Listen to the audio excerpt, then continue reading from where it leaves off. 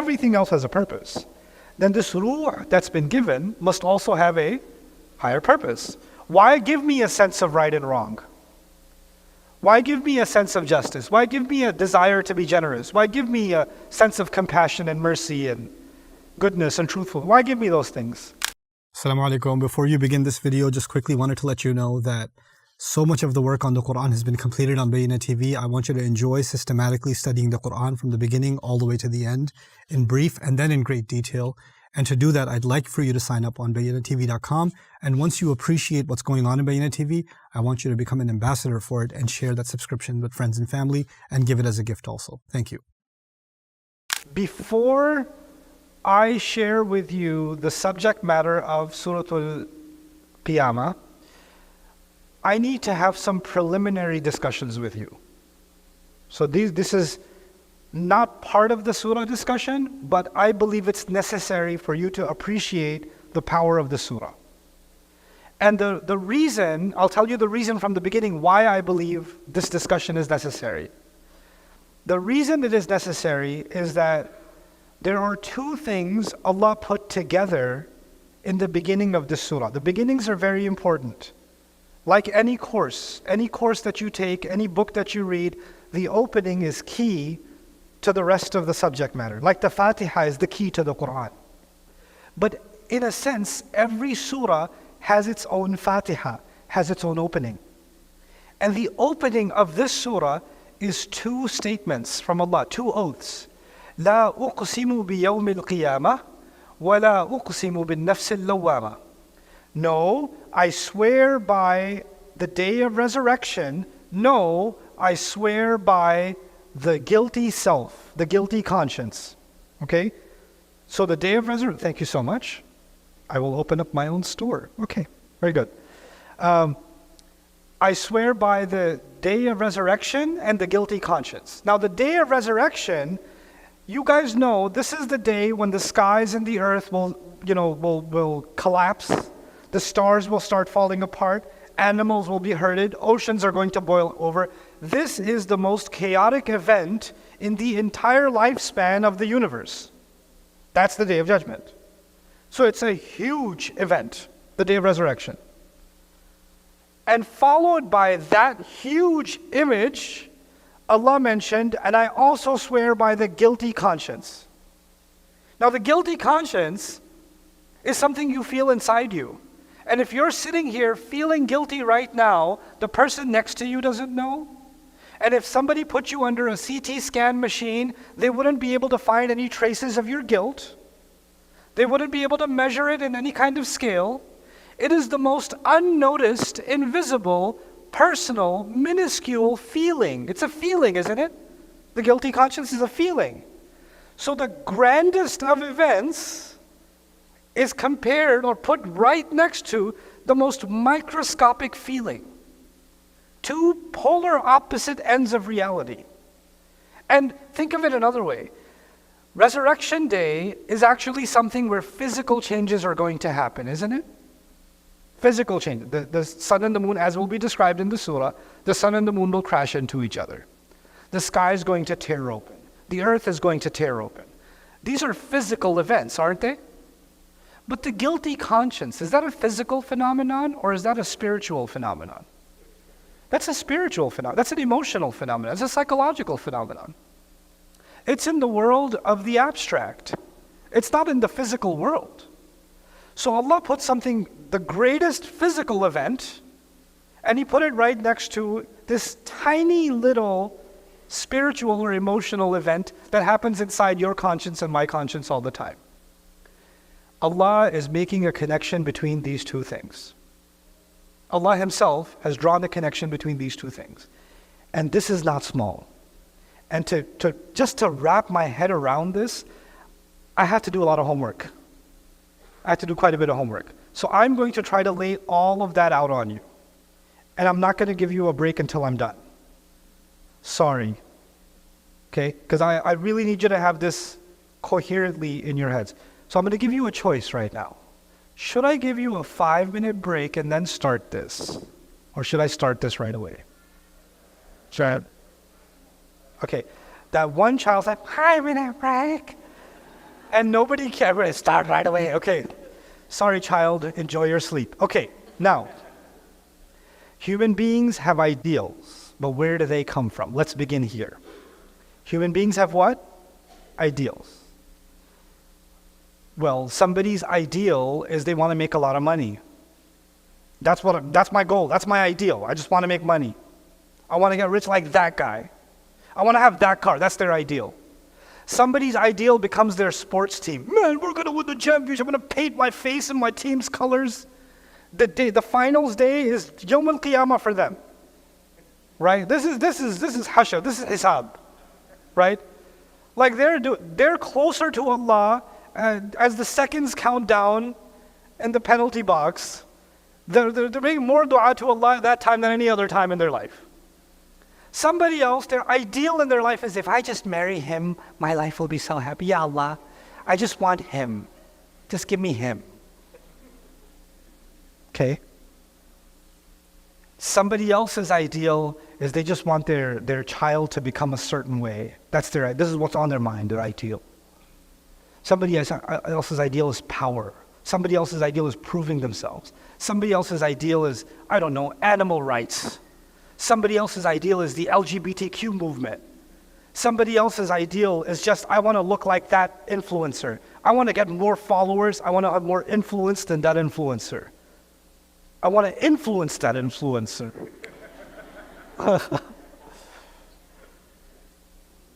It's true. Human beings have ideals, don't they? Some ideals are pretty low. They're kind of petty, kind of pathetic even. And some ideals are very high. Like somebody's ideal is they want to join the Olympics. So higher. Somebody else's ideal is they want to save the whales.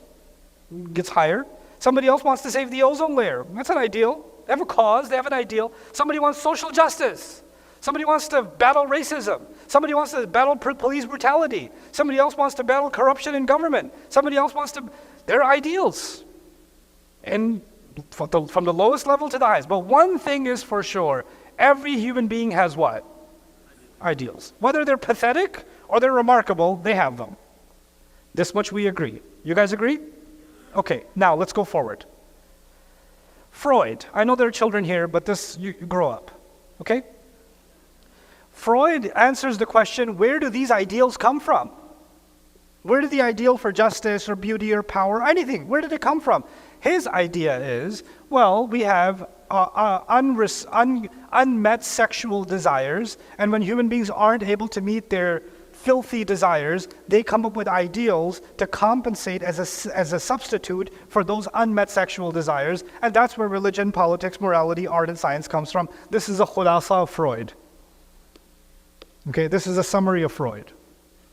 Okay, he's saying that's where ideals come from. Okay, and by the way, Freud also goes on to say, the objective of ideals is to provide human beings a substitute for thwarted urges in religion, politics, morality, and science. Adler, another key figure, these figures, why am I mentioning these figures? You're like, astaghfirullah, why is there a kafir's name on the screen in the masjid? Let me tell you, these people are pillars of the modern world. Education in universities, entire policies in government, political relations, geopolitics, economics. There is not an aspect of life that hasn't been impacted by some of these thinkers. So if you want to understand the modern world as it is, you need to understand some of its intellectual pioneers. The ones who made an imprint on the world as it is today more than anyone else in recent times. These are some of those people. Adler says instinct of self-assertion, meaning he's saying, where do ideals come from? When an individual is unable to satisfy a particular desire for power, they create the desire for a suitable ideal and strive after it to compensate for their sense of inferiority. Let me put that to you in simple terms because that's my job. Somebody really wanted to become powerful. They wanted to rule the world. They wanted to be the governor. They wanted to be what are you going to be? I'm going to be an astronaut. And they didn't get to do that. When they didn't get to do that, they shifted their ideal to their favorite sports team, and that sports team became their religion. And now everything they do, their hat is from their team, their jerseys from their team, their sneakers are from their team. They got all the tickets for the season. They're watching all the games. They're always talking about it with their barber, this is their religion. This is their politics. This is their world. They're listening to the talk show on the radio about that. Why? Because there's something they wanted to accomplish. They couldn't accomplish it, so they substituted it to some other ideal. Right? And now that became their ultimate objective. You with me? Okay, that's what Adler is saying. Karl Marx, we're going further back. Karl Marx is probably one of the people that shaped not only the world with his thought, but also many of the wars that have been fought. Humanity almost came to an end because of Karl Marx.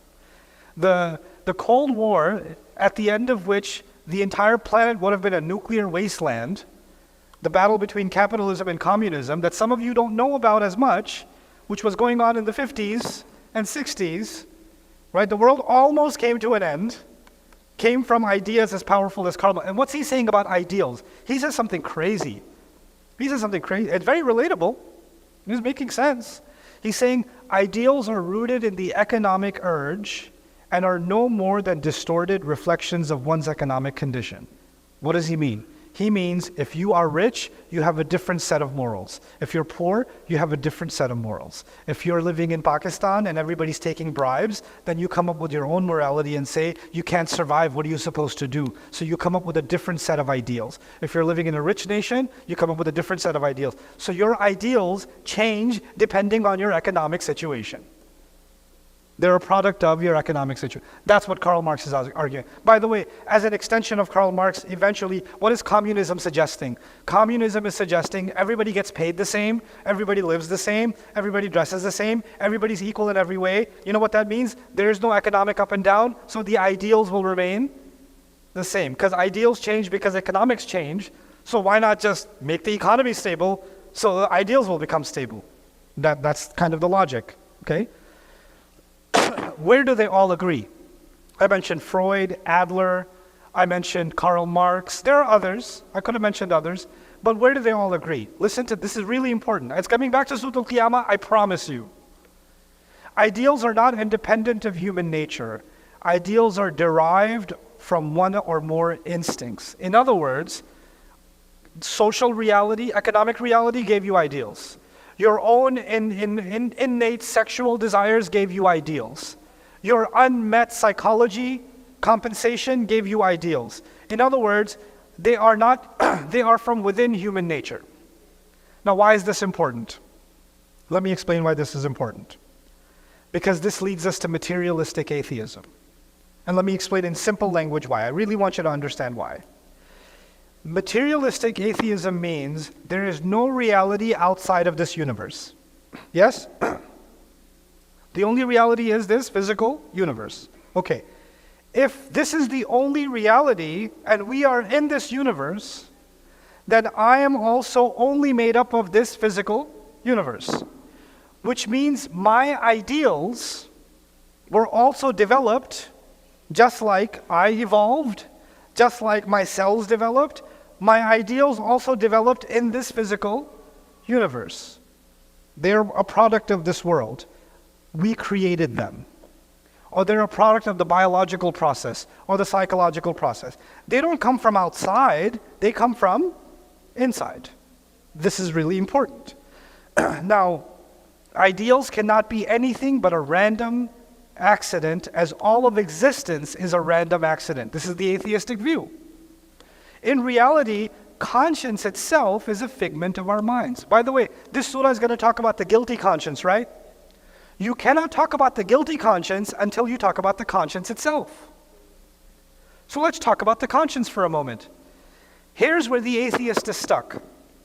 The atheist says, all of the world is physics, particles. That's all we are. It's all particles. Okay. That means my entire body is also made up only of what? Particles. And my brain is also made up of particles. And the particles are governed by physics. So everything happening in my brain is also governed by physics. which means I have nothing to do with it. It's the laws of physics.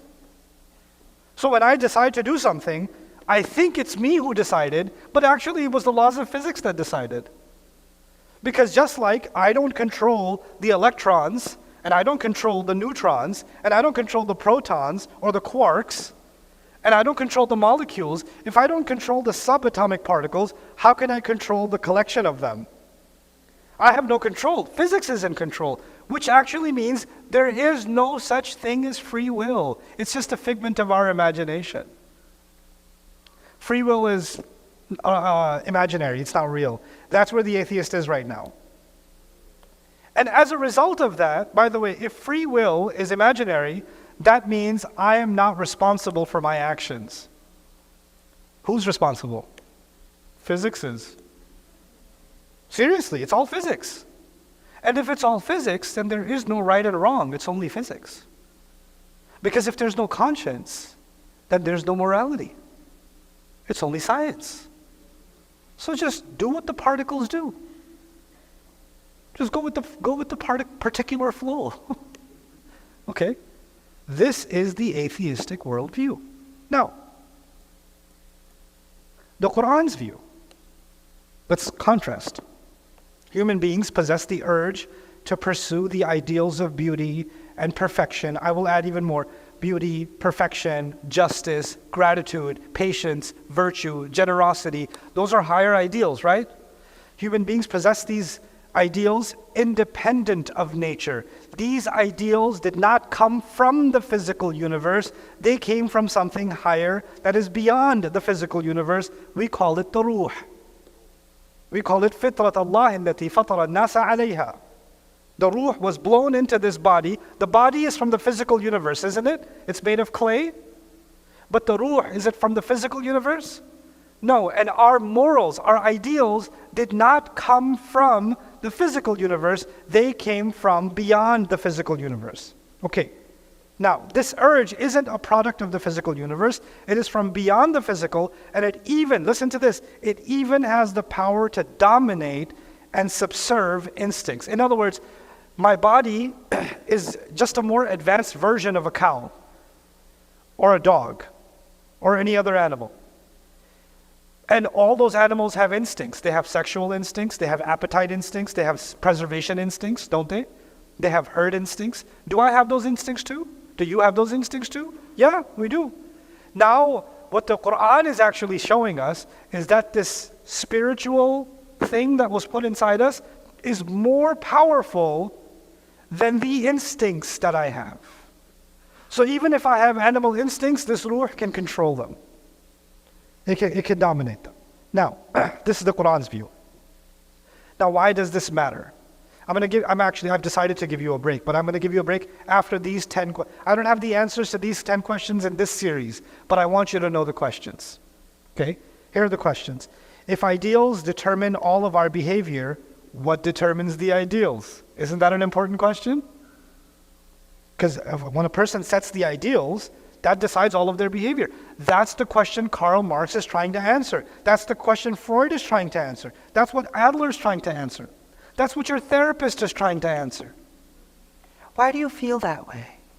Who did this to you? I'm sure it was your mother. Let's talk about your mom a little bit. You know what that is? It's Freudian psychology. In Freudian psychology, all human beings are broken, and you're going to have to spend the rest of your life unbreaking. That's it. You're imperfect and you're broken to begin with. We're going to talk about that when we get to Ayah 2 one day. When we get there. Well, we got to finish this. If natural instincts have the purpose of preserving life and the species, right? Instincts are there to preserve life and the species. Then what is the purpose of ideals? If God put ideals, if He put an instinct in the lion to perch before it attacks, He put an instinct in the bacteria to move the way it does. He put an instinct in the amoeba to procreate the way that it does and to get nutrition the way that it does. He put an instinct in the flower to go for photosynthesis. He put instincts in them for their survival. But if He put in me a higher instinct, which is ideals, they must have a purpose too. What's their purpose?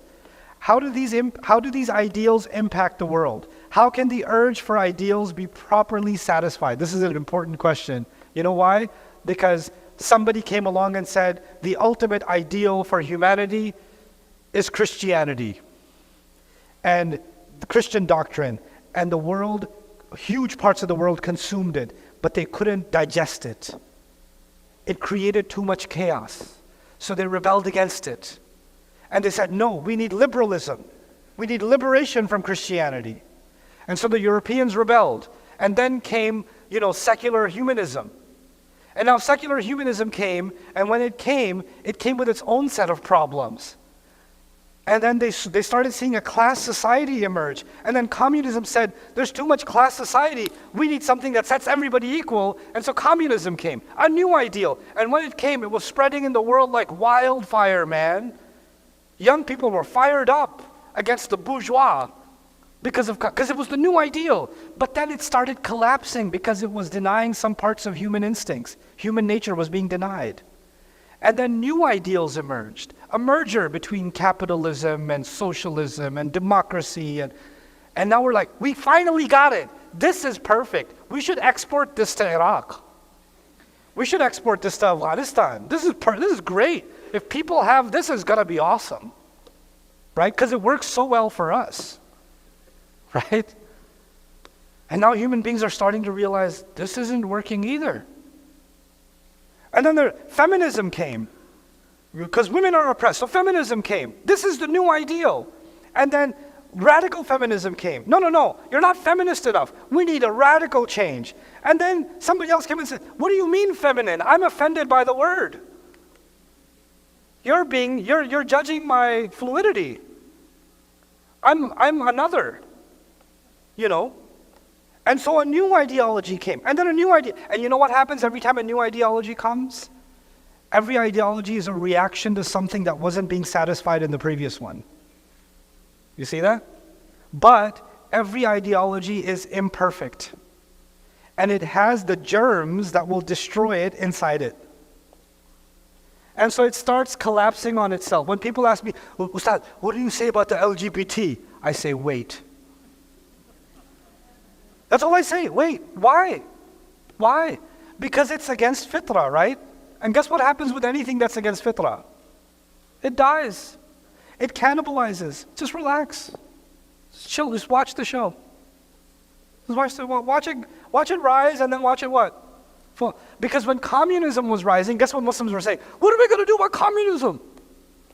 What do we say about? And guess what happened to communism? Rise, and it fell. Ideals do not satisfy the human soul. All this time, we seem to have not found the ultimate ideal that can finally satisfy humanity. It's not a team, it's not the therapist, we can't find it. But it seems in Allah's grand plan, there was a time that is coming where سَنُرِيهِمْ آيَاتِنَا فِي الْآفَاقِ وَفِي أَنفُسِهِمْ حَتَّى يَتَبَيَّنَ لَهُمْ أَنَّهُ الْحَقِّ. All ideologies will collapse, and only the ideology that fits human nature perfectly, that balances between the animal and the spiritual, as we will see later, perfectly. Only that ideology will survive in the end.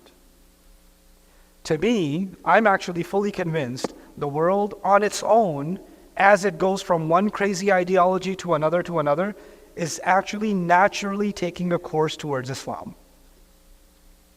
It's like sometimes you have a teenage kid who's going really crazy, and the imam just says, just wait.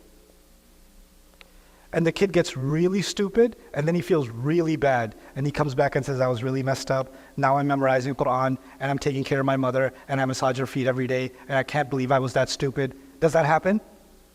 Yep, it happens. It happens. The world is a stupid teenager. Okay, it's going through its phases, and then it's gonna حَتَّى يَتَبَيَّنَ لَهُ أَنَّهُ الْحَقِّ. Okay? Do ideals change over time in a person's life, in society, across history? If they keep changing, what is their ultimate destination? Why? Well, why are there so many opposing ideals and ideologies while our instincts, the animal instincts, are all the same?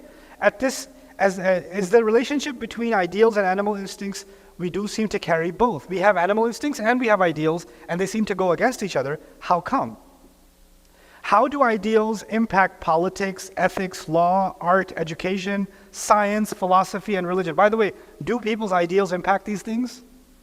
Yeah. Yeah. Look at the war over school textbooks right now. Isn't that a war over opposing ideals? Right? Do ideals tell us anything about the purpose of all creation, of evolution, of a greater reality beyond creation?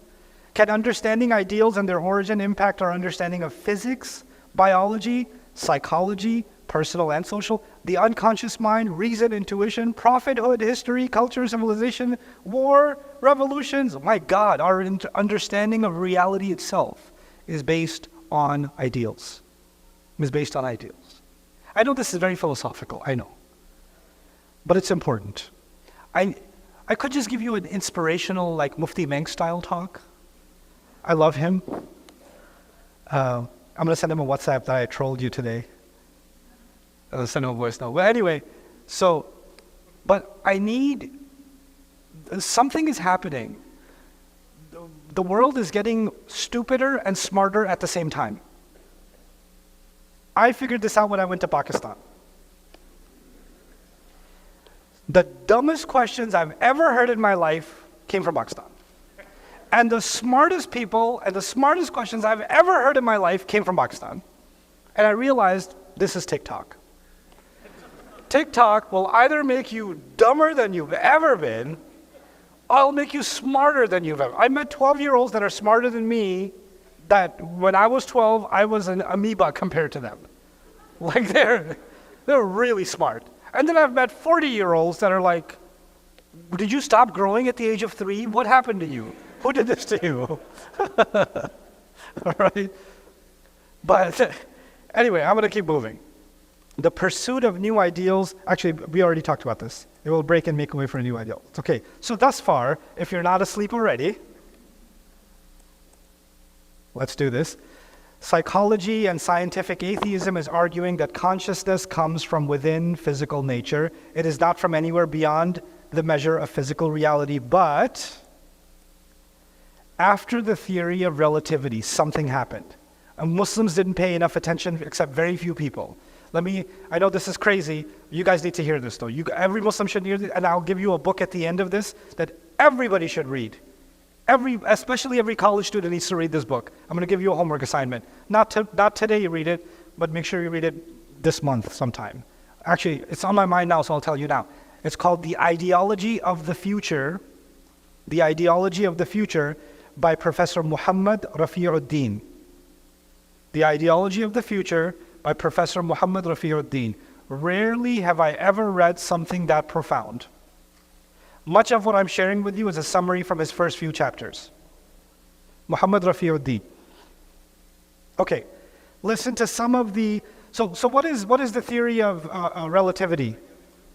The future. The ideology of the future. Okay, what is the theory of relativity? Basically, Newtonian physics said matter can neither be created, finish the sentence, matter can neither be created nor destroyed, which means matter is eternal. So for physicists, since the time of Newton, the only thing that is forever, lam yalid wa lam yulad, was the physical universe. That was the physics. And so God was replaced with the universe. Then came Einsteinian physics and eventually paved the way for quantum physics, where matter can actually be converted into what? Energy, and energy itself can disappear. Which means matter can eventually become nothing. Matter can become nothing. And when that happened, this was an existential crisis for scientists and physicists around the world, especially in Europe. This theory actually caused a great deal of depression. Listen to some of the things these people said. This is in the 30s, 40s, and 50s, okay? After the theory of relativity, Professor Rogier in the book Philosophy and New Physics writes, nothing is created and nothing is lost. That's Newtonian, right? One must now substitute the contrary principle, nothing is created, everything is lost. He was so depressed. The world marches towards final bankruptcy. Wallahi al-azim, innaka kadihun ila rabbika kadhan famulaqihi. كتب ذلك ولم يعرف.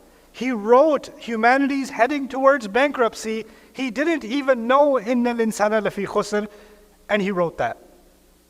Like he was writing ayat of Quran without knowing he's writing about ayat of Quran. Dr. Harry Schmidt, his book Reality and the Universe. Space and time sank into shadows. Motion itself became meaningless. The shape of bodies a matter of viewpoint. The world there was banished forever. Then he wrote a poem. Woe, woe, thou hast destroyed the beautiful world with violent blow. Now we sweep the wrecks into nothingness. Fondly we weep the beauty that has gone. وَمَا الْحَيَاةُ الدُّنْيَا إِلَّا لَعِبٌ وَلَعِبٌ. This world is nothing, just a play. It's flimsy, it's gone. Allah says this in the Quran, and now they're like, oh my God, this dunya is nothing. This dunya is nothing. They're having these spiritual crises without knowing. Professor Planck, the propounder of the quantum theory, remarked in an interview with J.W.N. Sullivan, which appeared in The Observer on January 26, 1931. Listen to this. This is my favorite one. I regard consciousness as fundamental. This is a physicist saying what? What is fundamental? Consciousness is fundamental. I regard matter as a derivative of consciousness. إنما أمره إذا أراد شيئا أن يقول له كن. Allah consciously says kun. Irada is consciousness. Allah's irada, Allah's conscious decision to create became creation. This physicist who developed quantum theory says, I regard consciousness as fundamental. I regard matter as a derivative from consciousness. We cannot get behind consciousness. Check this out. We can get behind physics. We can get behind matter. Behind matter is energy.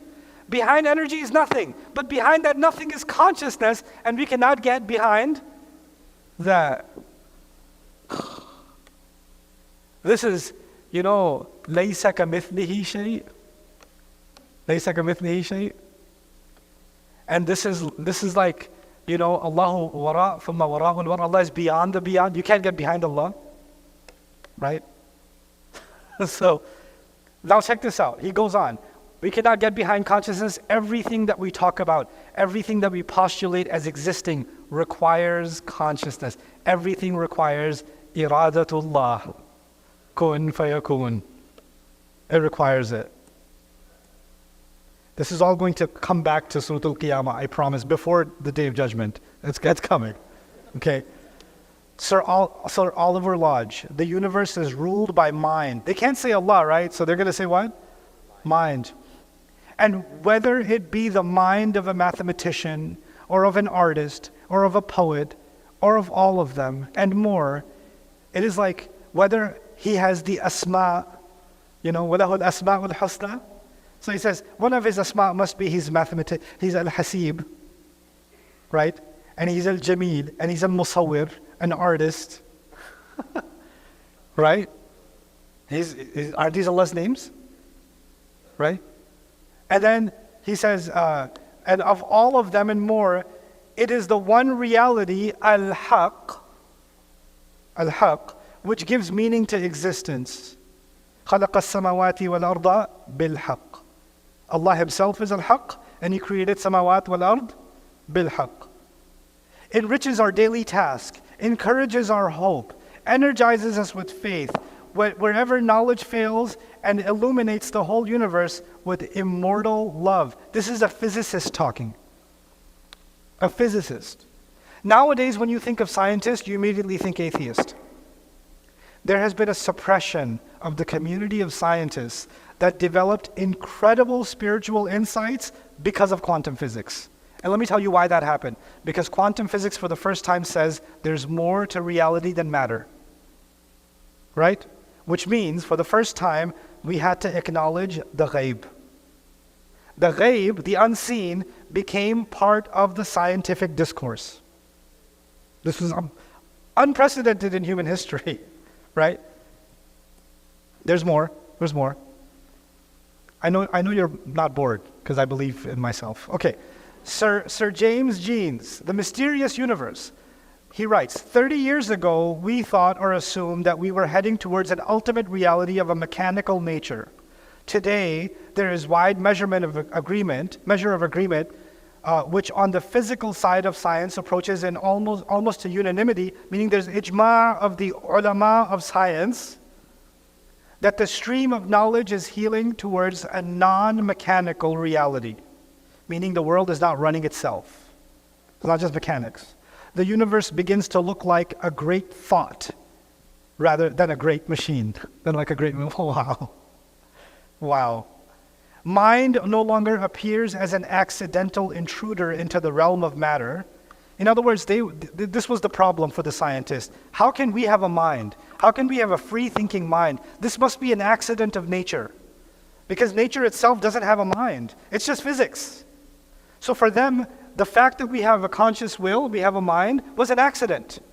Right? Now look at what he says with that background. Mind no longer appears as an accidental intruder into the realm of matter. We are beginning to suspect that we ought rather to hail it as the creator or the governor of the realm of matter. Al-Khaliq, Al-Malik, Al-Musawwir, Al-Qahhar. This is what they're writing about. Yeah, sometimes you read this stuff and you read, Allah says in the Quran, He says, سَنُرِيهِمْ آيَاتِنَا فِي الْآفَاقِ وَفِي أَنفُسِهِمْ حَتَّى يَتَبَيَّنَ لَهُمْ أَنَّهُ الْحَقِّ.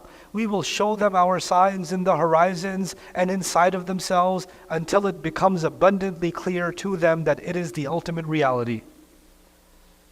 And then you read these scientists like, wow, what Allah said is true. They're living examples of that ayah. The new knowledge compels us to revise our hasty first impression that we had stumbled into a universe which either did not concern itself with life or was actively hostile to life, meaning life is an accident. The old dualism between mind and matter, which was mainly responsible for the supposed hostility, seems likely to disappear. We discover that the universe shows evidence of a designing and controlling power that has something in common with our own individual minds. إن الله جميل يحب الجمال كتب على نفسه الرحمة. Allah says He wants rahmah. He wrote rahmah on Himself. And what does He say about it? About us? وَتَوَاصَوْا بِالصَّبْرِ وَتَوَاصَوْا بِالْمَرْحَمَةِ. Right? Allah has certain qualities. He's as-sabur. Right? He's al-hakim. And He wants us to have hikmah. He's al-alim. He wants us to have ilm. Right? Subhanallah. Okay. Almost done here. Okay, cool. Now let's look at what the Quran says. Why did I bring all of this up to you? Let me tell you. Now you're almost ready for your break. Scientists believe that the universe has no conscience. Yes? Then at the advent of quantum mechanics, many scientists began to realize there's a conscious designer behind all of the physical universe, which means all of the universe is acting consciously because it's being driven by a conscious mind. We call Him Allah. They don't say Allah, they say the mind, consciousness, but it's driven by consciousness. Now, as a result, actually, many scientists even purported the idea that the universe, every atom, has some level of consciousness. Electrons are consciously moving the way they're moving. Atoms are functioning the way they're functioning because they have a programming, they have a conscious mind. Okay, what does Allah say from the very beginning of creation? ثم استوى إلى السماء فقال لها وللأرض ائتيا طوعا أو كرها قالتا أتينا طائعين. Allah told the earth and the skies, surrender willingly or unwillingly. And they said, we surrender willingly. Does that not demonstrate a consciousness attributed to the skies and the earth? Allah says, قالوا اتخذ الرحمن ولدا لقد جئتم شيئا إدا تكاد السماوات يتفطرن منه وتنشق الأرض وتخر الجبال هدا. When people say Ar-Rahman took a son, the sky is about to tear open, the earth wants to rip itself open, crack open, and the mountains wish to collapse. When the sky wants to rip open and the earth wants to tear open, does that not demonstrate the unwillingness of the skies and the earth to even listen to a word of shirk? Isn't it a conscious mind? that creation itself has. Listen to this. وَإِن مِّن شَيْءٍ إِلَّا يُسَبِّحُ بِحَمْدِهِ وَلَكِنْ لَا تَفْقَهُونَ تَسْبِيحَهُم. Allah says, there's not a single thing that He's created except that it does His tasbih by doing hamd of Allah. However, you cannot understand their tasbih. Allah even mentioned hamd, and hamd is an act of the heart. Everything has its own heart as doing hamd of Allah and tasbih of Allah. My favorite one, أَلَمْ تَرَ أَنَّ اللَّهَ يُسَبِّحُ لَهُ مَنْ فِي السَّمَاوَاتِ وَالْأَرْضِ. Didn't you see that everything in the sky and the earth does tasbih for the sake of Allah? The sky, وَالطَّيْرُ, and the birds, صَافَّاتٍ, with their wings spread out. كُلٌّ قَدْ عَلِمَ صَلَاتَهُ وَتَسْبِيحَهُ. Every one of them truly knows their own prayer and their own tasbih. Every bird knows how to make their own tasbih. You know, sometimes you go at Maghrib, you're stuck in traffic, you're Maghrib at a traffic light, and you see all these birds perched up on the cables, right? The power lines. كُلٌّ قَدْ عَلِمَ صَلَاتَهُ. This is their Maghrib salah, man. That's how they do it. كُلٌّ قَدْ عَلِمَ صَلَاتَهُ وَتَسْبِيحَهُ. Did the Quran describe that the universe itself has a conscience? Yes. Yes. Let's take that a step further. If every particle has conscience, the rock, this bottle, this cloth has conscience, it has conscience, then when the bacteria came on this planet, it had a higher level of conscience because it's working against gravity. It's working against the other matters of physics. It's fighting for life. The amoeba, higher level of consciousness. The monkey, even higher level of consciousness. The whale, the elephant, higher and higher levels of consciousness. And at the top of all of them is who? The human being, and he was given the ruh, the highest level of consciousness. Evolutionary biologists say, oh, you people of faith, you believe that you're the only one who has conscience? No, monkeys have self-awareness too. We're like, no, idiot. We believe even a rock has consciousness. Well, we've just been given the highest level of it. The highest level of it. But now understand the point. This is the point where I'm going to give you the break. I did all this story to get you to this point. If Allah gave an animal instincts, part of its conscience, instincts. So the lion goes under the tall grass so it can blend before it attacks, yes? That's a conscious act, yes or no?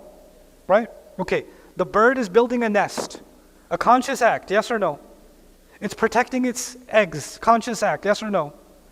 So life engages in these conscious acts, these instincts, and the purpose clearly seems to be survival. The purpose of those instincts seems to be survival. And if you take a step back, if you look at non-living things, like rocks and trees and birds, then they have physical qualities, physical properties, or even energy like fire. It seems to have a physical, functional purpose. Metal has a certain functional purpose, wood has its own functional purpose, fire as a phenomenon has its own functional purpose, etc., etc., etc. So at a lower level, it's functional purposes. At a higher level, for living beings, it's the purpose of preservation of life. Then you come to the human beings. Human beings have been given something nobody else has been given. What's that? The ruh. And the ruh is full of much higher ideals, isn't it? So if everything else has a purpose. Hey guys, you just watched a small clip of me explaining the Quran in depth as part of the Deeper Look series. Studying the Quran in depth can seem like a really intimidating thing that's only meant for scholars. Our job at Bayyinah is to make deeper study of the Quran accessible and easy for all of you. So take us up on that challenge. Join us for this study, the Deeper Look of the Quran, for this surah and many other surahs on BayyinahTV.com under the Deeper Look section.